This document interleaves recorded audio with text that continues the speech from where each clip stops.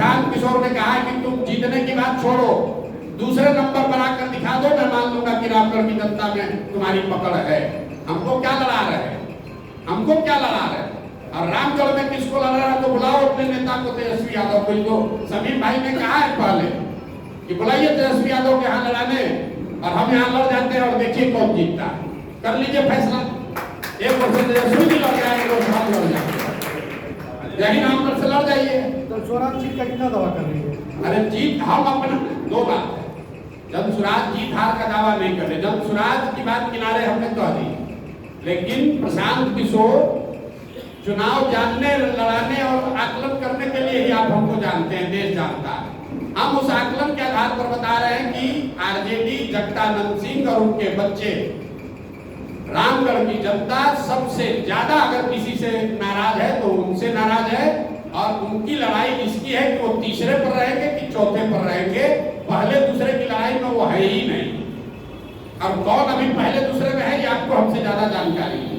जब स्वराज न लड़े तब भी हम आपसे सोच समझ कर बोल रहे हैं, जब स्वराज अगर नहीं भी रेस में है तो भी जगदानंद सिंह के लड़के आरजेडी यहाँ तीसरे नंबर पर है, आपको हमसे ज्यादा जानकारी है।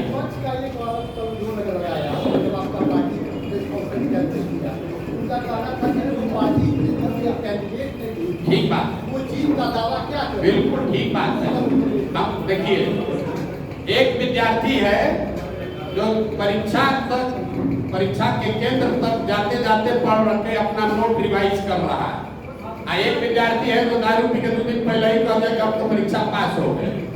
हम वो विद्यार्थी हैं कि परीक्षा लिखने तक पढ़ते हुए जाते हैं, रिजल्ट जब आएगा तब आपको दिखेगा कि कौन पढ़ कर गया और कौन दारू पीकर पहले सो गया।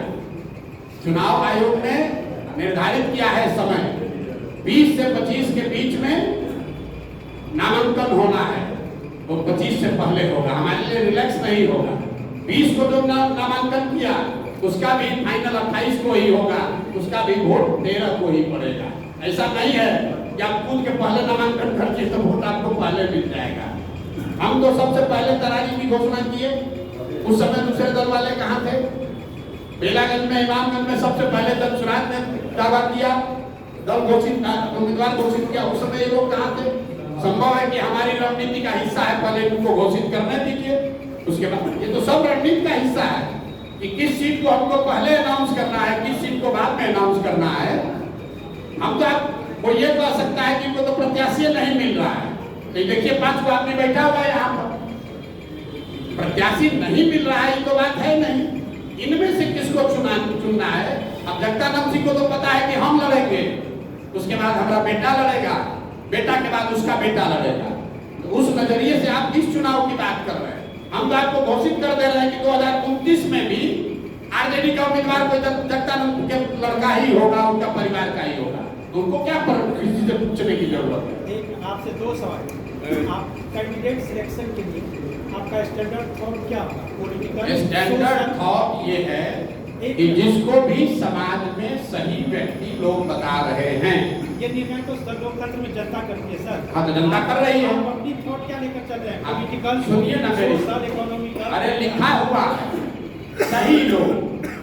अमेरिका में अभी चुनाव हो रहा है, सुनिए तो लीजिए ना, सही लोग का क्या पैमाना है बता रहे हैं। अमेरिका में अभी राष्ट्रपति का चुनाव है, वहां एक ओर से रिपब्लिकन पार्टी के उम्मीदवार है डोनाल्ड ट्रंप और डेमोक्रेटिक पार्टी की उम्मीदवार है कमला हैरिस।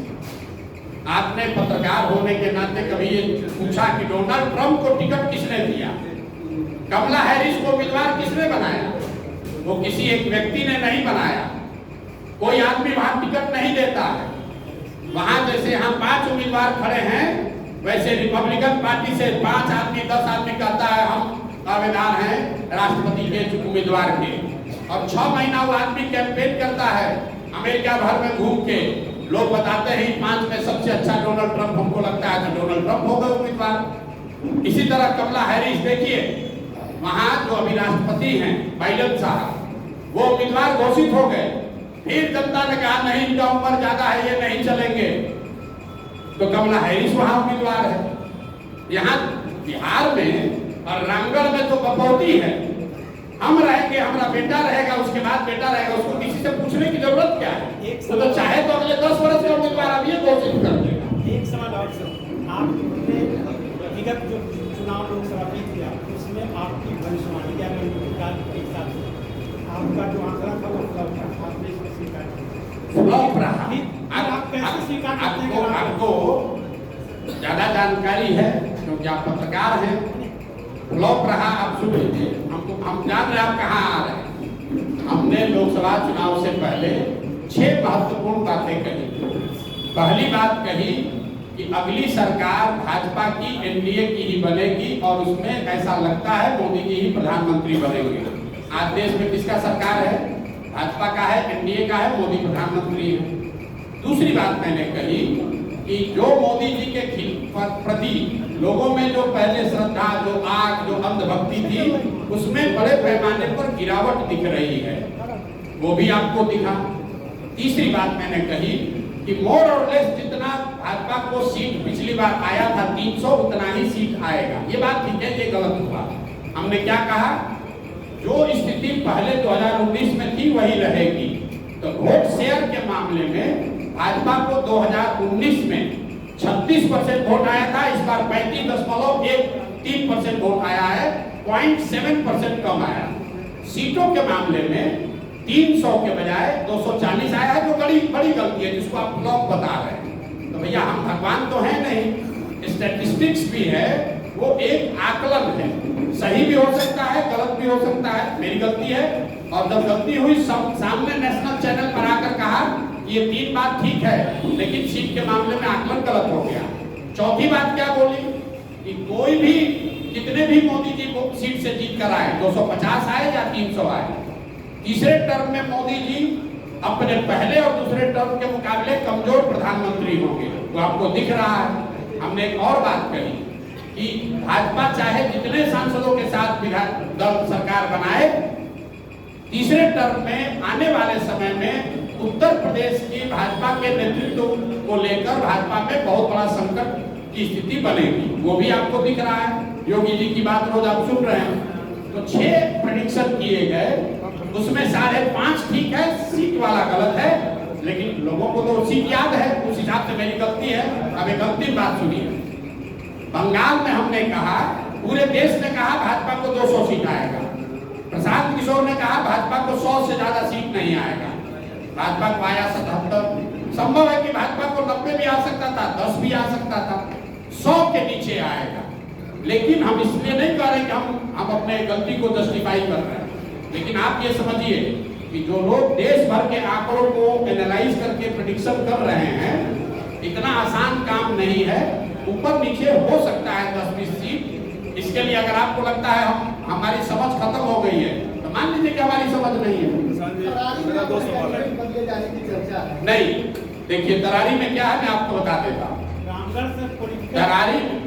तरारी में लेफ्टिनेंट जनरल एसके सिंह, जो सेना में वाइस चीफ रहे हैं, उनके इलेक्टोरल रोल के नाम को लेकर जिला प्रशासन ने बात उठाई है।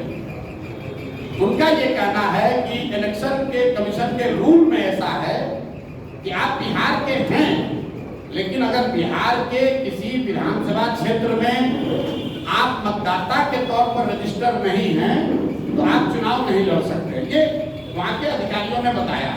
हम लोग उसको लीगली एग्जामिन करा रहे हैं। जितने हमारे साथ वकील जुड़े हुए हैं, वो लोग उस चीज को देख रहे हैं। उन्होंने इलेक्शन कमीशन को भी लिखा है, लेकिन मैंने बात आपको शुरुआती बताई कि देखिए कितना प्रो इनकम्बेंट है। जो लड़का करण तिवारी का देश का वाइस चीफ बना आर्मी का, जो सेना को लीड किया सियाचिन में, जो सेना को लीड किया ऑपरेशन पराक्रम में, उस आदमी को वो अपना इलेक्ट्रिसिटी बिल है, उसका जमीन है, घर है तरारी में, लेकिन एक रूल बना कर कह रहे हैं कि नहीं, इनको चुनाव नहीं लड़ने दिया जाएगा क्योंकि तरारी के इनका वोटर लिस्ट में इनका नाम नहीं है। वोटर लिस्ट में नाम जुड़वाने के लिए फॉर्म 8 भरा गया। ये सब प्रावधान है, आप इलेक्शन अधिकारी से पूछ लीजिएगा कि आप 8A फॉर्म 8A भर के अपना नाम जुड़वा सकते हैं। नोएडा से जहां का नाम इलेक्टोरल रोल में है, वहां के डीएम ने नोटिफाइड करके जारी किया है कि यहाँ पर इलेक्ट्रॉन रोड में ये है। जनरल साहब की पत्नी की डेथ हुई है 2020 में। उस समय तक वो बिहार के वोटर लिस्ट में थे, लेकिन पत्नी के डेथ होने के बाद वो नोएडा में रहते थे, तो उनका इलेक्टोरल रोल में नाम शिफ्ट हो गया, क्योंकि 24 में उनको वोट देना होगा। अब इसी को आधार बनाकर जिला प्रशासन या इलेक्शन के लोग उनको लड़ने से रोकना चाहते हैं, उसको देखा जाएगा।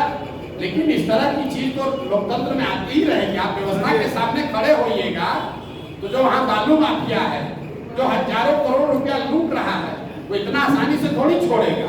लेकिन जल चुनाव के पीछे हटने वाला नहीं है। जनरल साहब वहाँ खड़े हैं, प्रशांत किशोर यहाँ नहीं लड़ रहे हैं, लेकिन प्रशांत किशोर का कोई भाई कोई सिपाही लड़ेगा और यहाँ पर राजनीतिक जमींदारी जिन लोगों का है उनका बोरिया बिस्तर समेटेंगे। उसी तरीके से तरारी से देश का इतना बड़ा जनरल बिहार का लड़का वहां से भूमि और बालू माफियाओं को उखाड़ कर फेंकेंगे।